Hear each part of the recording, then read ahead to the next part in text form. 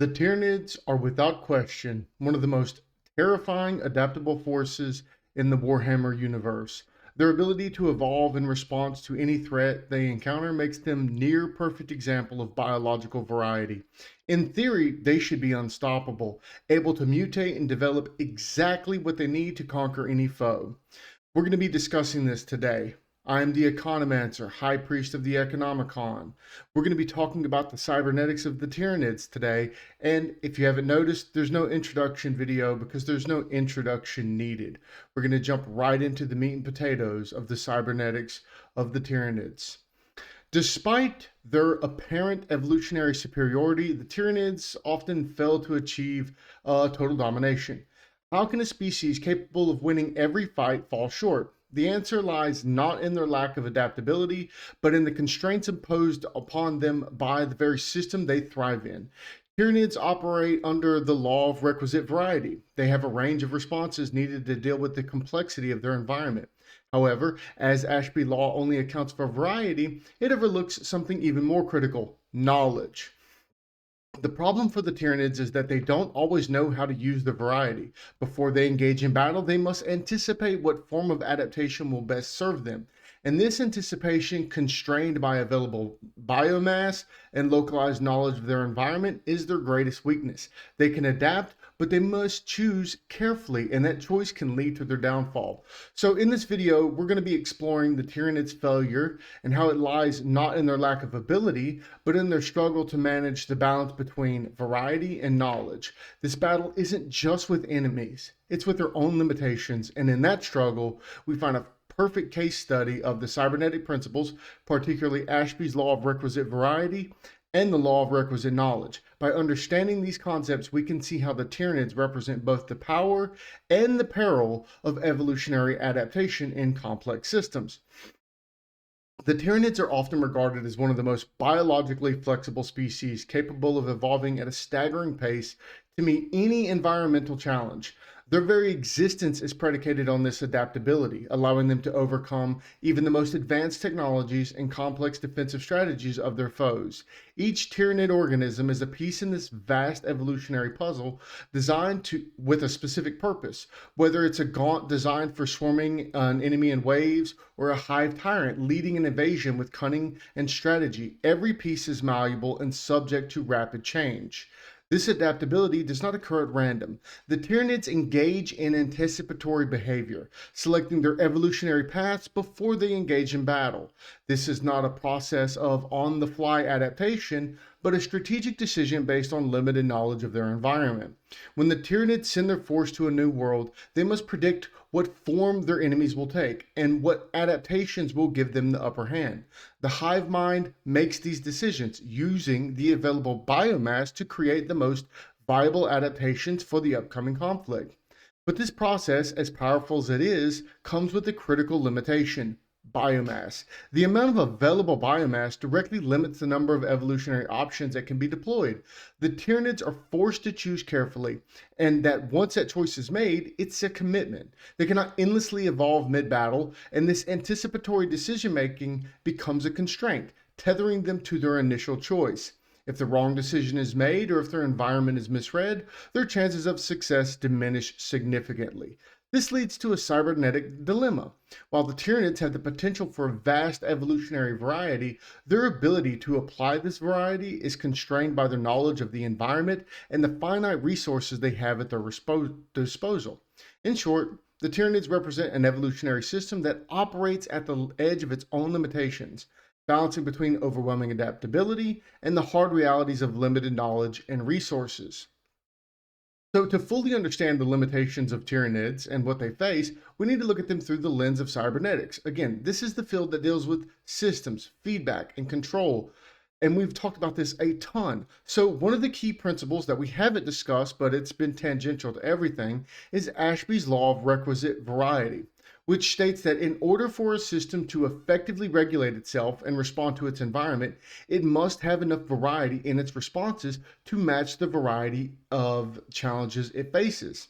Now, on the surface, again, Tyranids perfectly embody this law. They have the ability to evolve countless biological forms, each designed to meet a specific threat. From flying bees to acid spewing monstrosities, they have a range of responses necessary to adapt to whatever they encounter. So, in theory, they're unstoppable, capable of out adapting any opponent. But variety alone isn't enough. The Tyranids also need knowledge, specifically the right kind of knowledge at the right time. This is where the law of requisite knowledge, or what could be described as the knowledge problem, comes into play. Derived from Hayek's understanding of decentralized knowledge in economics, this principle asserts that no central system can fully understand or predict all local conditions it must face. For the Tyranids, this means that while they have the biological means to win any fight, they often don't have the localized knowledge needed to make the right decisions about which form to take before the battle begins. Again, this is a critical weakness. The hive mind acting as a centralized decision maker, and I get that it's some type of conglomerated amalgamation of consciousness, but it can only make evolutionary choices based on the information it has prior to the battle.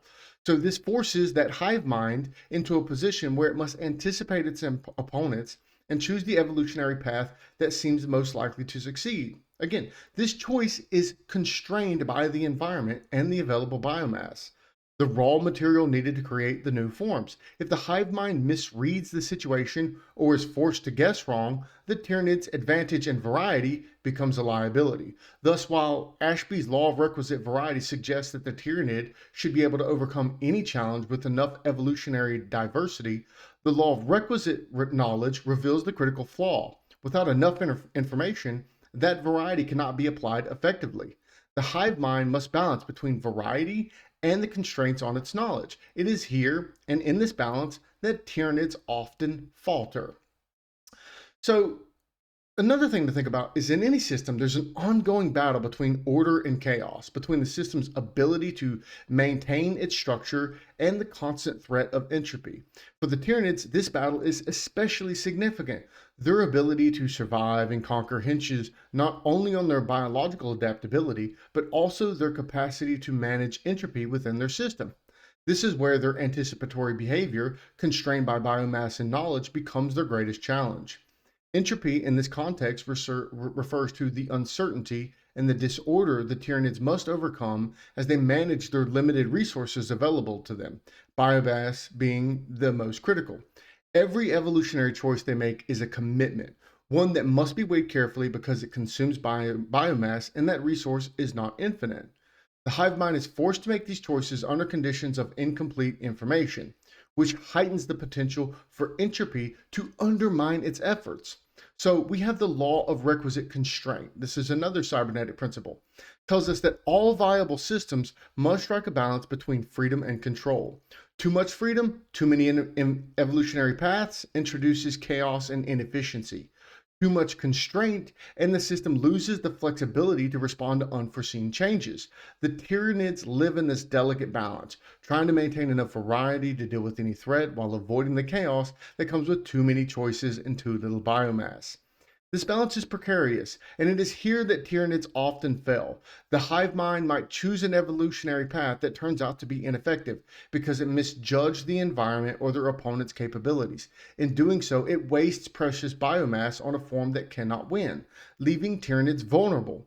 While their system is designed to adapt, the constraints imposed by limited knowledge and resources often mean they are running to just stay in place, constantly evolving yet never fully gaining the upper hand.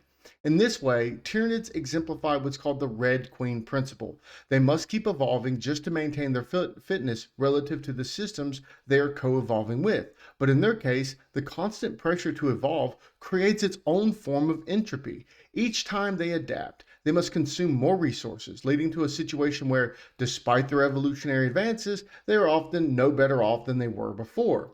This arms race with the environment can lead to diminishing returns, where the cost of evolution outweighs the gains in fitness. The result is a system, while theoretically capable of doing anything and beating anyone, is constrained by the very resources and abilities that make it powerful. The Tyranids are not limited by their ability to evolve per se, but by their capacity to make the right choice in the face of uncertainty, and by the entropy that arises from their need to manage that limited biomass in an ever-changing environment. So to wrap this up, The Tyranids, a species renowned for their ability to evolve and adapt to any challenge, seem like the ultimate evolutionary system.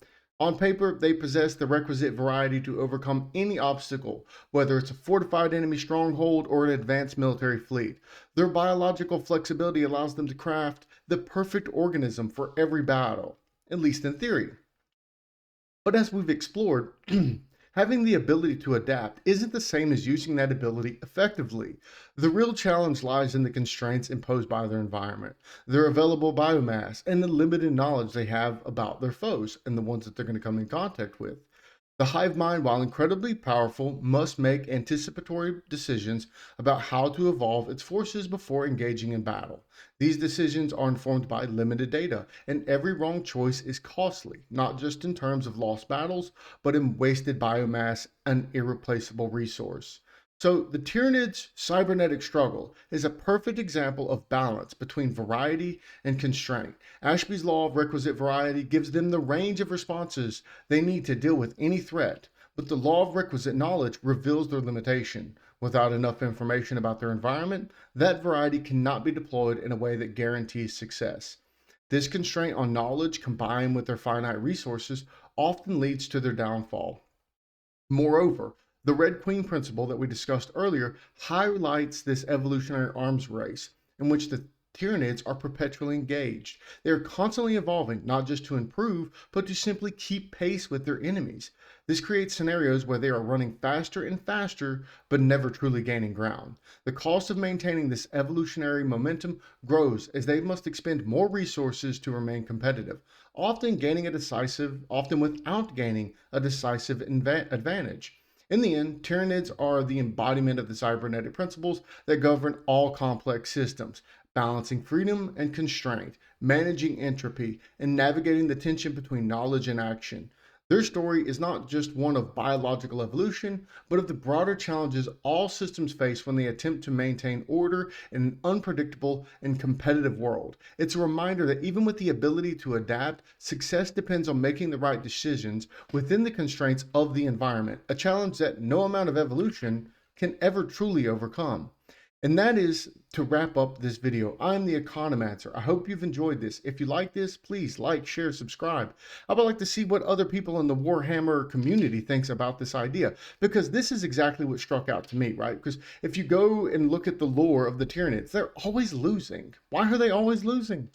This is why. And I think this actually is a very, very good way that they've built the Tyranids into the system, right? They're always a threat. They're always one step ahead of you, but only if they anticipate that they're one step ahead of you.